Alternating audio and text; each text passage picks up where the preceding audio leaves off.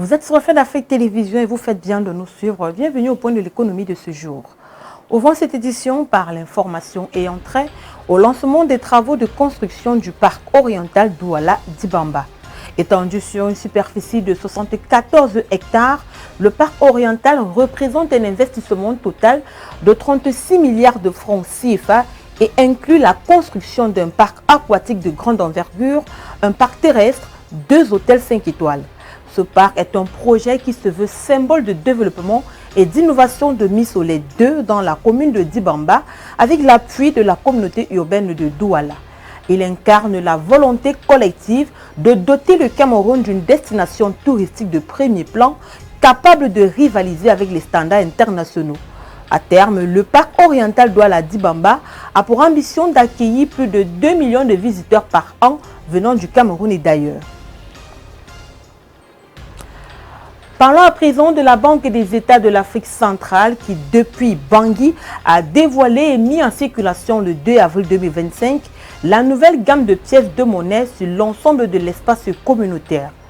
La nouvelle gamme, qui ne remplace pas l'ancienne dans les transactions commerciales, a la particularité d'inclure une pièce de 200 francs CFA, en plus des pièces habituelles de 5 francs, 10 francs, 25 francs, 50 francs, 100 francs, et 500 francs CFA.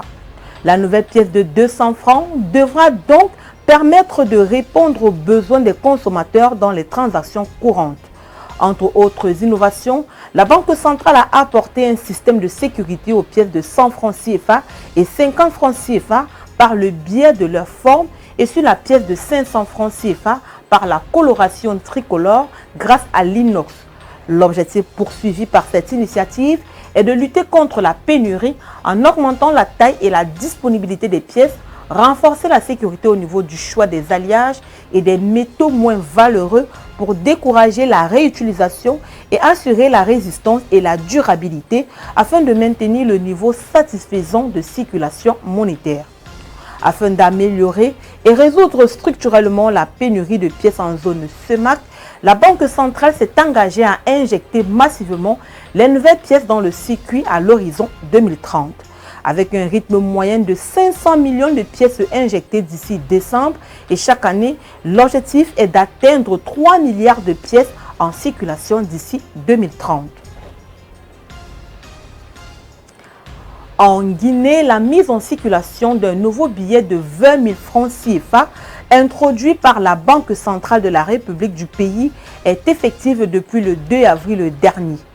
Conçu pour renforcer la sécurité et améliorer la durabilité des transactions fiduciaires, cette nouvelle coupure intègre des innovations technologiques avancées tout en conservant le design de la série précédente. Il bénéficie également de dispositifs de sécurité renforcés afin de prévenir toute tentative de contrefaçon et d'assurer une utilisation fiable pour le public. L'introduction de ce nouveau billet vise à répondre aux exigences croissantes de l'économie nationale en matière de facilitation des transactions et d'optimisation de la circulation fiduciaire. La Banque centrale rassure les citoyens sur la disponibilité progressive du billet à travers le réseau bancaire et les établissements financiers du pays. Cette initiative s'inscrit dans la continuité des réformes monétaires entreprises par la Banque centrale pour garantir une monnaie plus sécurisée et adaptée aux réalités économiques actuelles. Parlons à présent du Burkina Faso qui a suspendu le 2 avril dernier, et ce jusqu'à nouvel ordre, l'exportation de la noix de cajou brute afin de garantir l'approvisionnement des unités de transformation locales en matières premières. Selon les ministères en charge de l'industrie, de l'agriculture et des finances, le but de cette mesure est de renforcer la compétitivité de l'industrie nationale de la noix de cajou. Cette année 2025, les autorités ont fixé le prix d'achat plancher des noix brutes de cajou au planteur à 385 francs CFA le kilogramme contre 310 francs CFA en 2024. Notons que le Burkina Faso a produit 200 000 tonnes de noix de cajou en moyenne durant les 5 dernières années. La noix de cajou s'est positionnée à la 2e place des produits agricoles d'exportation du Burkina Faso en 2023 avec plus de 120 000 tonnes vendues sur le marché extérieur pour plus de 60 milliards de francs CFA. En Côte d'Ivoire, le gouvernement a fixé le 2 avril dernier le prix bord champ du cacao pour la campagne intermédiaire 2024-2025 à 2200 francs CFA le kilogramme, soit une hausse de 400 francs CFA par rapport à la campagne principale qui s'est achevée le 31 mars 2025. Cette augmentation du prix du cacao est une bonne nouvelle pour les producteurs ivoiriens qui représentent une part importante de la population active du pays. Elle devrait contribuer à améliorer leurs revenus et leurs conditions de vie.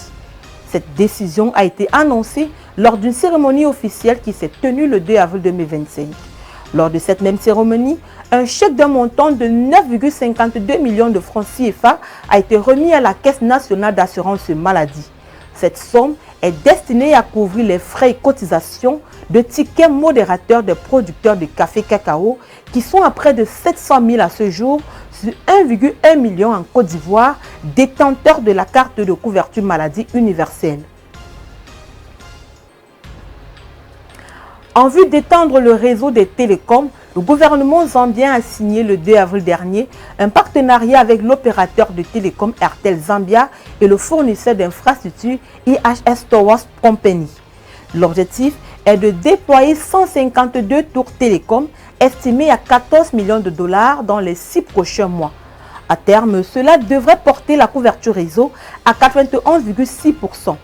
Le gouvernement zambien considère ces partenariats stratégiques avec les opérateurs télécoms, les entreprises technologiques et les investisseurs comme un levier essentiel pour concrétiser les objectifs numériques du 8e plan national de développement. Ce dernier prévoit entre autres l'extension des infrastructures mobiles à large bande, le renforcement des cadres réglementaires, la promotion de la culture numérique et l'encouragement de l'innovation dans les secteurs clés tels que l'agriculture, la santé, l'éducation et le commerce. Cette initiative s'inscrit dans la volonté du gouvernement de renforcer le partenariat public-privé pour développer l'infrastructure numérique nationale. Mesdames, Messieurs, c'est ici que se referme cette édition du Point de l'économie. Merci de l'avoir suivi. Les programmes se poursuivent sur Reflet d'Afrique Télévision.